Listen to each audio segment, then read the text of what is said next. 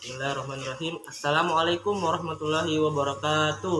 Perkenalkan, nama saya Muhammad Arma Al-Hidayat, NIM 055. Baiklah, pada kesempatan kali ini saya akan menjelaskan sedikit yang saya tahu tentang ekonomi moneter. Dan topik yang saya angkat pada kesempatan kali ini yaitu tingkat suku bunga acuan. Harapan akan hasil suatu investasi biasanya mengacu kepada tingkat suku bunga acuan.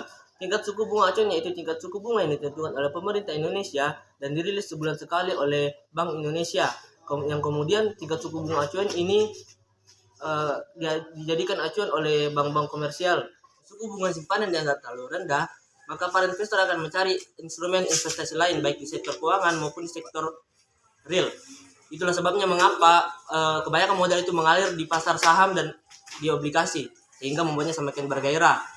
Dan kebijakan suku bunga ini juga menentukan banyak tidaknya jumlah uang beredar. Dan pemerintah Indonesia ini memiliki 3 kebijakan atas hal ini. Yang pertama yaitu meningkatkan suku bunga ketika pertumbuhan ekonomi dan inflasi dinilai terlalu tinggi. Yang kedua yaitu mempertahankan suku bunga ketika pertumbuhan ekonomi dan inflasi dinilai itu terjaga. Dan yang ketiga yaitu menurunkan tingkat suku bunga ketika pertumbuhan ekonomi itu rendah sehingga butuh stimulus untuk berpengaruh kepada sistem ekonomi ke depannya. Selain angka pertumbuhan ekonomi dan inflasi, faktor lain yang mempengaruhi tingkat suku bunga yaitu negara-negara lain seperti Amerika Serikat yang merupakan ekonomi utama di dunia. Hal ini untuk memastikan bahwa Indonesia tetap menjadi sasaran investasi yang menarik bagi para investor. Selanjutnya adalah BI 7 Days Reverse Repo Rate. BI 7 Days Reverse Repo Rate adalah suatu instrumen atau alat kebijakan moneter yang digunakan oleh Bank Indonesia untuk menjaga kestabilan nilai rupiah. Lalu apa sih hubungannya bagi kita?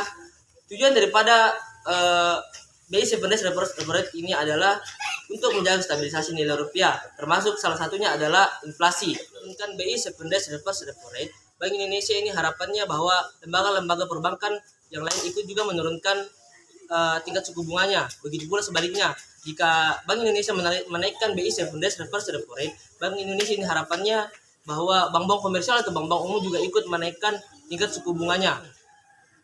Akan tetapi, naik turunnya tingkat suku bunga itu tidak serta-merta langsung berubah, tetapi secara bertahap dan akan diikuti oleh tingkat suku bunga karena membutuhkan waktu. Coba bayangkan, jika tingkat suku bunga itu rendah, maka para pelaku UMKM atau orang yang baru ingin memulai bisnis akan dapat dengan mudah untuk mengambil pinjaman ke bank. Kenapa? Karena tingkat suku bunganya itu rendah. Dan sebaliknya, jika tingkat suku bunga pinjaman itu tinggi, maka kita pasti mikir-mikir dulu sebelum mengambil pinjaman ke bank. Kenapa? Karena tingkat suku bunganya tinggi.